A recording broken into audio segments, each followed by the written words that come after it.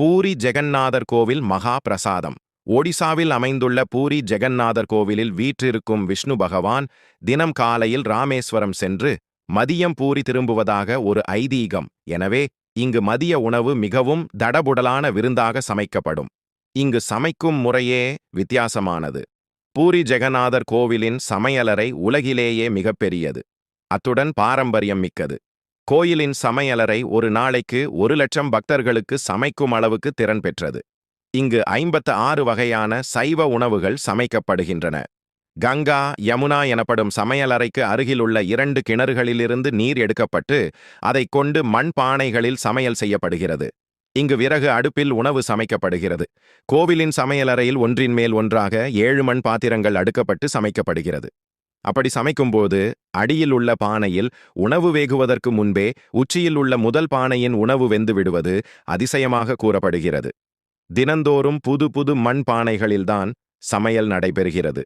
தினம்தோறும் சமைத்த பின் மண் பானைகள் உடைக்கப்பட்டு விடுகின்றன. இங்கு சமைக்கப்படும் உணவின் அளவு எல்லா நாட்களிலும் ஒன்றாகத்தான், அதாவது ஒரே அளவாகத்தான் இருக்கும். வருகின்ற பக்தர்கள் எண்ணிக்கை அதிகமானாலும் சரி, சமைக்கப்பட்ட உணவு அனைவருக்கும் சாப்பிட கிடைக்கும். இங்கு சமைக்கப்படும் அனைத்து உணவுகளும் பேரரசி மகாலட்சுமி தேவியால் மேற்பார்வை இடப்படுவதாக கூறப்படுகிறது. மகா பிரசாதம் 2 வகைப்படும். ஒன்று சங்குடி மகா பிரசாத், மற்றொன்று சுக்கில மகா பிரசாத். 2 வகைகளுமே கோவிலின் ஆனந்த பஜாரில் விற்பனைக்கு கிடைக்கும். சங்குடி பிரசாதத்தில் அரிசி, நெய் சாதம், கலந்த சாதம், இனிப்பு பருப்பு காய்கறிகள் கலந்த சாதம், பல்வேறு வகையான கலவை கறிகள், கஞ்சி போன்ற உணவுகள் இதில் அடங்கும். இவை அனைத்தும் சம்பிரதாய முறைகளில் இறைவனுக்கு படைக்கப்படுகின்றன. வழிபாட்டின் போது தினமும் 56 வகையான பிரசாதங்கள் இறைவனுக்கு வழங்கப்படுகிறது. இவை அனைத்துமே கோவிலில் உள்ள சமையலறையில் தயாரிக்கப்பட்டு ஆனந்த பஜாரில் பக்தர்களுக்கு விற்கப்படுகிறது. சுக்கில மகா பிரசாத் என்பது உலர் இனிப்பு வகைகளை கொண்டது.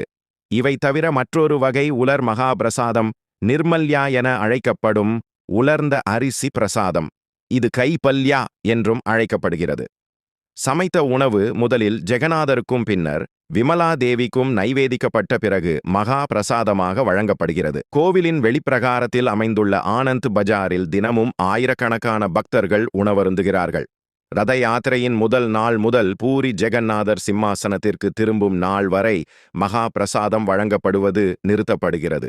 விஷ்ணு பகவான் ராமேஸ்வரத்தில் குளித்து பத்ரிநாத்தில் தியானம் செய்து பூரியில் உணவருந்தி துவாரகாவில் ஓய்வு எடுக்கிறார் என்று கூறப்படுகிறது. எனவே இங்கு சமைக்கப்படும் உணவுகள் மகா பிரசாத் என அழைக்கப்படுகிறது.